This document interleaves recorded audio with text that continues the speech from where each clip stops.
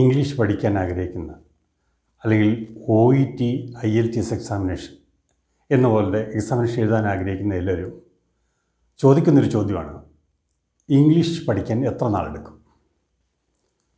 വളരെ ക്യൂരിയോസിറ്റി നിറഞ്ഞൊരു ചോദ്യമാണത്. എത്ര നാൾ കൊണ്ട് എനിക്ക് ഇത് നേടിയെടുക്കാൻ സാധിക്കും എന്നുള്ള ഒരു ചോദ്യമാണ് വരുന്നത്. ഞാൻ ഇത്രയും നാൾ ക്ലാസ് എടുക്കും, 25 വർഷം കൊണ്ട് ക്ലാസ് എടുക്കുന്നുണ്ട്. ആ ക്ലാസ്സുകളിലൊക്കെ ആദ്യമായിട്ട് സ്റ്റുഡൻസ് ചോദിച്ച, വളരെ ഫ്രീക്വൻ്റായിട്ട് ചോദിച്ചൊരു ചോദ്യമാണ്, സാർ ഇംഗ്ലീഷ് നല്ലവണ്ണം സംസാരിക്കാനുള്ള ഒരു ലെവൽ എത്തണമെന്നുണ്ടെങ്കിൽ എത്ര നാൾ പഠിക്കണമെന്നുള്ളത്. അതിന് വ്യക്തമായിട്ട് ഇത്ര സമയം എടുക്കത്തുള്ളൂ എന്ന് പറയാൻ ഒക്കത്തില്ല. അതിൻ്റെ കാരണം, നമ്മളിപ്പം ഒരു കഴിവ് വളർത്തിയെടുക്കുന്നതിന് ഒരുപാട് കാര്യങ്ങളെ ആശ്രയിച്ചാണ് അതിൻ്റെ ആ പ്രവർത്തനം നിലനിൽക്കുന്നത്. കഴിവ് വളർത്തിയെടുക്കുക എന്ന് പറഞ്ഞു കഴിഞ്ഞാൽ മെമ്മറി അല്ല. നമ്മൾ അക്കാഡമിക്കൽ ലെവലിൽ പഠിച്ച എന്താണ്, അവിടെ അതായത് ചില ചോദ്യോത്തരങ്ങൾ പഠിക്കുക, വാക്കുകളുടെ അർത്ഥം പഠിക്കുക, അങ്ങനെ റൈറ്റിങ്ങിൽ ഒതുങ്ങിയ ഒരു ലാംഗ്വേജ് പഠനമാണ് നമ്മുടെ സ്കൂളുകളിലും കോളേജിലും ഇപ്പോഴും നിലനിൽക്കുന്നത്. അവിടെ ഒരു ലാംഗ്വേജ് അതിൻ്റെ 4 വശത്തിൽ കൂടി, 4 ഡൊമൈനിൽ കൂടി, അതായത് listening, reading, speaking and writing, ഇതിൽ കൂടി നമ്മൾ ഒരു കഴിവ് തെളിയിച്ചിട്ടല്ല നമ്മുടെ അക്കാഡമിക് കോഴ്സ് കംപ്ലീറ്റ് ചെയ്യുന്നത്. അതാണ് ഒന്നാമത്തെ കാര്യം. പിന്നെ വരുന്നത്, ഒരാൾ എത്രമാത്രം അതിനുവേണ്ടി തീവ്ര പരിശ്രമം നടത്തുന്നു, എത്ര കൂടുതൽ ശ്രമിക്കുന്നോ അത്രയും വേഗം ആ കോഴ്സ് കംപ്ലീറ്റ് ചെയ്യാൻ പറ്റും.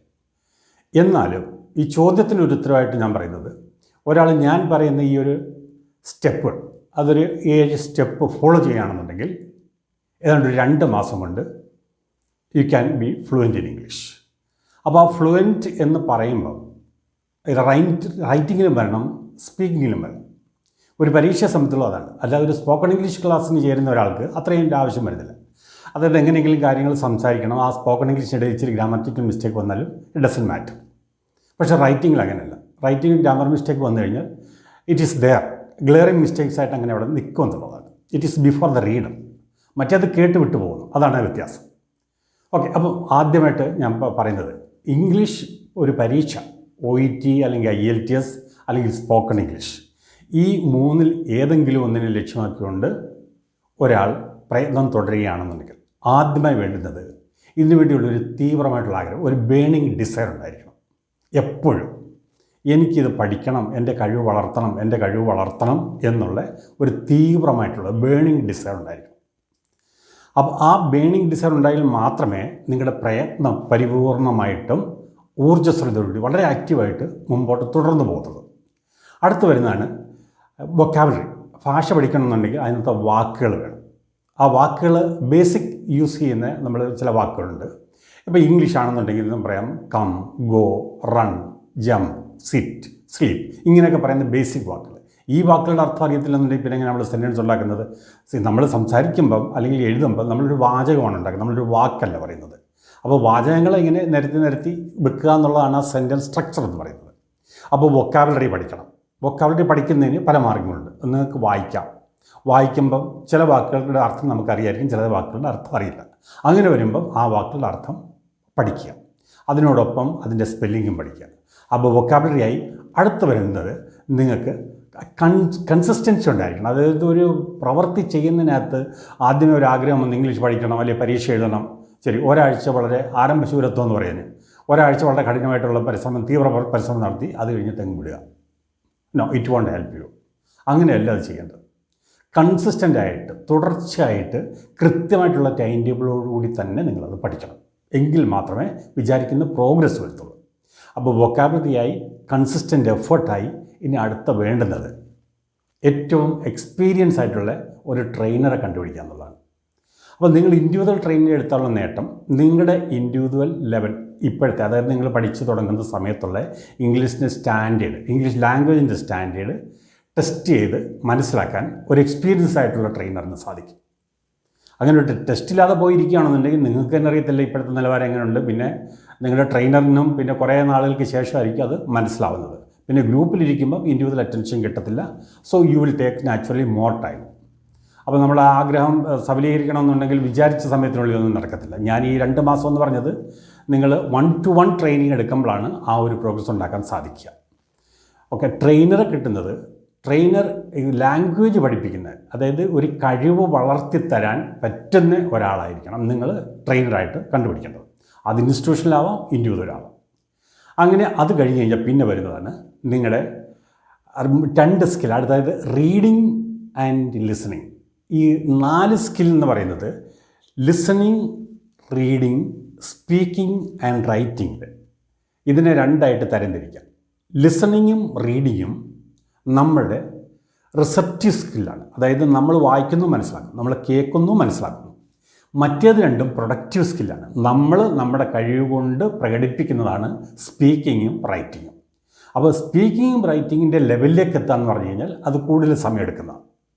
മറ്റേത് നമ്മൾക്ക് വാക്കുകൾ കുറച്ച് reading, when you start reading നമുക്ക് കുറച്ച് വാക്കുകൾ അറിയാം, കുറച്ച് വാക്കുകൾ അറിയത്തില്ല. അറിയാൻ വയ്യാത്ത വാക്കുകളാണ് നമ്മുടെ വൊക്കാബുലറി ബാങ്കിലേക്ക് പോകുന്നത്, നമ്മൾ അതിൻ്റെ അർത്ഥം മനസ്സിലാക്കുന്നു, പഠിക്കുന്നു.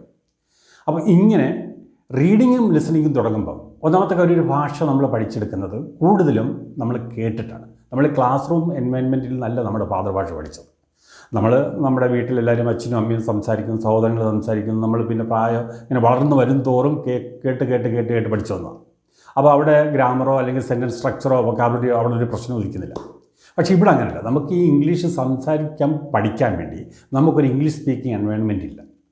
അങ്ങനത്തെ ഒരു സാഹചര്യത്തിലാണ് ഈ പറയുന്ന സ്റ്റെപ്പുകൾ ഫോളോ ചെയ്ത് കഴിഞ്ഞാൽ വളരെ വേഗം നമുക്ക് ആ ഒരു ലെവലിലേക്ക്, റിക്വയർഡ് ലെവൽ, അതായത് ഓരോ ലെവലിലെന്ന് പറഞ്ഞു കഴിഞ്ഞാൽ ഇവിടെയുള്ള നമ്മൾ അതിൻ്റെ ആ ഒരു ലെവൽ പറയാത്തത്. യൂറോപ്യൻ കൺട്രീസിലാണെങ്കിൽ ബിഗിനേഴ്സ് ലെവൽ അല്ലെങ്കിൽ ബേസിക് ലെവലുണ്ട്, പിന്നെ ഇൻ്റർമീഡിയറ്റ് ലെവലുണ്ട്, പിന്നെ അപ്പർ ഇൻ്റർമീഡിയറ്റ് ഉണ്ട്, അഡ്വാൻസ് ലെവലുണ്ട്. ഈ ഓരോ ലെവലിലും പഠിക്കേണ്ട അല്ലെങ്കിൽ പഠിച്ചിരിക്കേണ്ട അല്ലെങ്കിൽ പ്രയോഗിക്കാൻ സാധിക്കുന്ന ചില സ്ട്രക്ചേഴ്സ് ഉണ്ട്, ബേസിക് ആയിട്ടുള്ള കാര്യങ്ങൾ. അത് അങ്ങനെ പഠിച്ച് പോകുമ്പം നമ്മുടെ കമ്മ്യൂണിക്കേഷൻ അത്ര എഫക്റ്റീവായിട്ട് വരും. കമ്മ്യൂണിക്കേഷൻ എഫക്റ്റീവായിട്ട് വരണമെന്നുണ്ടെന്നുണ്ടെങ്കിൽ നമ്മൾ പറയുന്ന സെൻറ്റൻസുകൾ കറക്റ്റായിരിക്കണം. പിന്നെ അതിനകത്ത് ഈ സെൻറ്റൻസ് കറക്റ്റാന്ന് പറഞ്ഞു കഴിഞ്ഞാൽ എന്താണ് ഉദ്ദേശിക്കുന്നത്? ഈ പറയുന്ന സെൻറ്റൻസ് കേട്ട് കഴിഞ്ഞാൽ കേൾക്കുന്ന ആൾ കൺഫ്യൂഷൻ ഇല്ലാതെ മനസ്സിലാക്കാൻ സാധിക്കണം. അതാണ് ആ സെൻറ്റൻസ് സ്ട്രക്ചർ, അല്ലെന്നുണ്ടെങ്കിൽ ലാംഗ്വേജിൻ്റെ അത് ശരിയായിട്ടുള്ള ഒരു രീതി എന്ന് പറഞ്ഞു കഴിഞ്ഞാൽ. അപ്പോൾ ഇവിടെ പല വീഡിയോയിലും നിങ്ങൾക്ക് കേട്ട് കാണും. അതായത് ഇംഗ്ലീഷ് പഠിക്കുന്നതിന് ഗ്രാമറിൻ്റെ ആവശ്യമില്ല, ഗ്രാമർ പഠിക്കുകയേ വേണ്ട. ഈ പറയുന്ന ട്രെയിനേഴ്സ് തന്നെ പിന്നീട് പറയുന്ന കേൾക്കാം, ഇനി നിങ്ങൾ ഗ്രാമർ പഠിക്കൂ, അല്ലെങ്കിൽ ഈ സെൻറ്റൻസ് കറക്റ്റ് ചെയ്യാം. Why do we correct the sentence?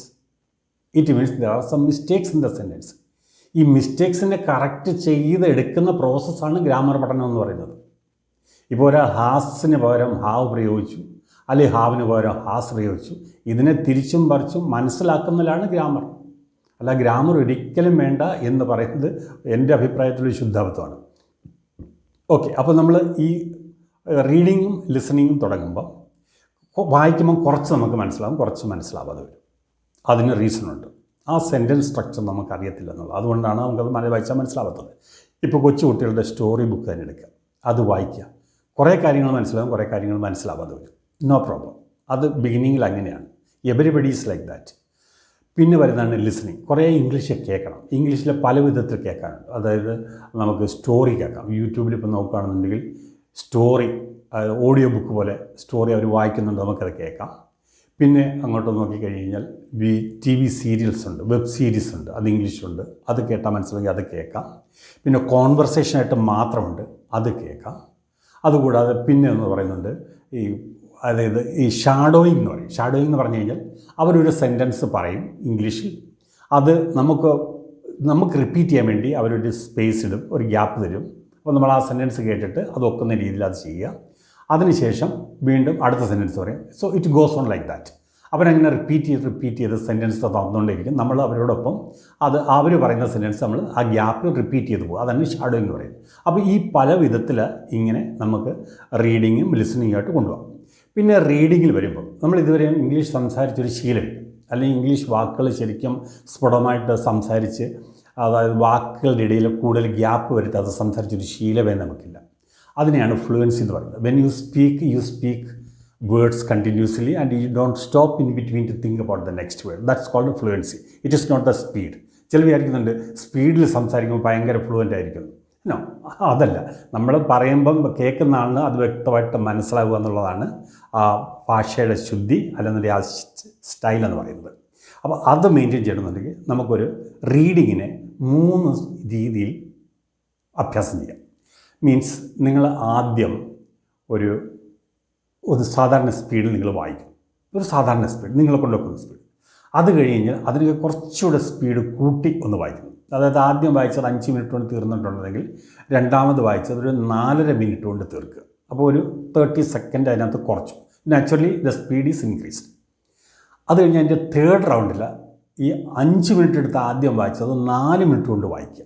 അപ്പോൾ അങ്ങനെ വരുമ്പോൾ നിങ്ങൾ സ്പീഡ് കൂട്ടുമ്പോൾ നാച്ചുറലി നിങ്ങൾ വേർഡ്സ് സ്പീഡിൽ പറഞ്ഞു പഠിക്കും.